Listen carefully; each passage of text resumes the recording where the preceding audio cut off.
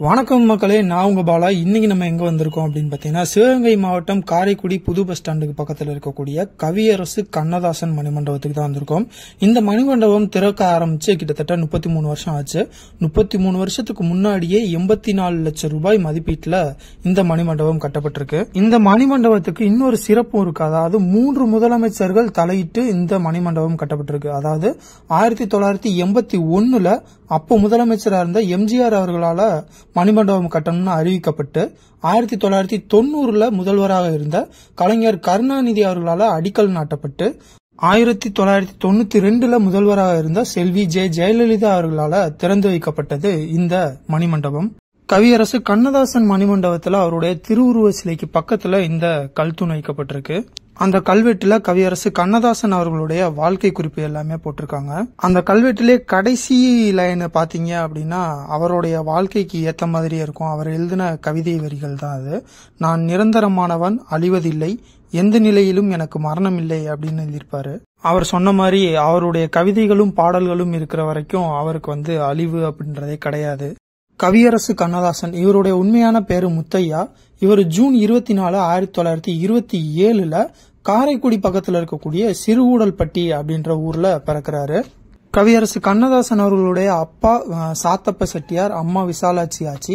இவங்களுக்கு மொத்தம் 10 குழந்தைங்க. அதுல 8ஆவதா பிறந்தவர் தான் நம்ம கவியரசு கண்ணதாசன் அவர்கள்.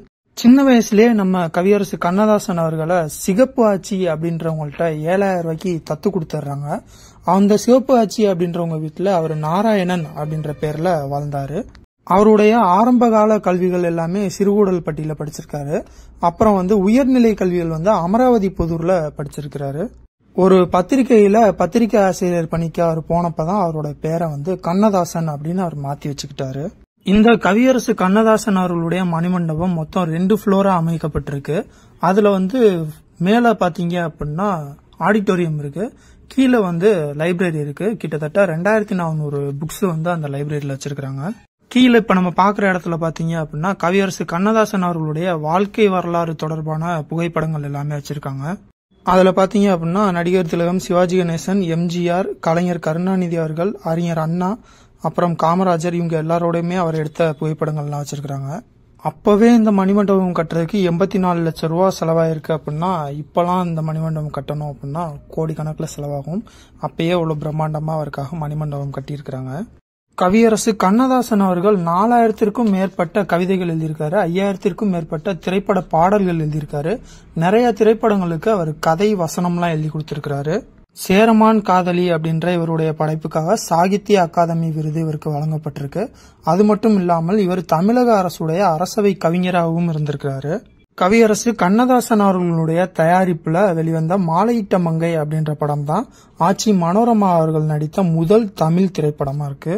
அதுக்கு முன்னாடி ஆச்சி மனோரமா அவர்கள் நடிச்ச ஒரு 2-3 படம் பாதியிலே டிராப் ஆயிருச்சு. இருந்தாலும் மனோரமா அவர்களுடைய நடிப்பு திறமையை வெளிக்கொண்டு வரணும் அப்படின்றதுக்காக கவிஞர் கண்ணதாசன் அவர்கள் தான் முதல்ல இந்த படத்தை எடுத்து ரிலீஸ் பண்றாரு. கவியரசு கண்ணதாசன் அவர்கள் எழுதின கடைசி திரைப்பட பாடல் என்ன அப்படின்னு பாத்தீங்கன்னா 3ஆம் பிறை படத்துல வரக்கூடிய கண்ணே கலைமானே அப்படின்ற பாடல் தான் அவர் கடைசியே எழுதின திரைப்பட பாடல். தன்னுடைய பாடல்கள் வாயிலாகவும் தன்னுடைய கவிதைகள் வாயிலாகவும் மக்கள் மனசுல நிரந்தரமா என்னைக்குமே இருக்கக்கூடிய ஒரு ஆளா கவியரசு கண்ணதாசன் அவர்கள் இருக்காரு. மேலும் இதே மாதிரி ஒரு நல்ல வீடியோல உங்களை சந்திக்கிறேன். அதுவரை உங்களிடமிருந்து விடைபெறுவது உங்கள் பாலா.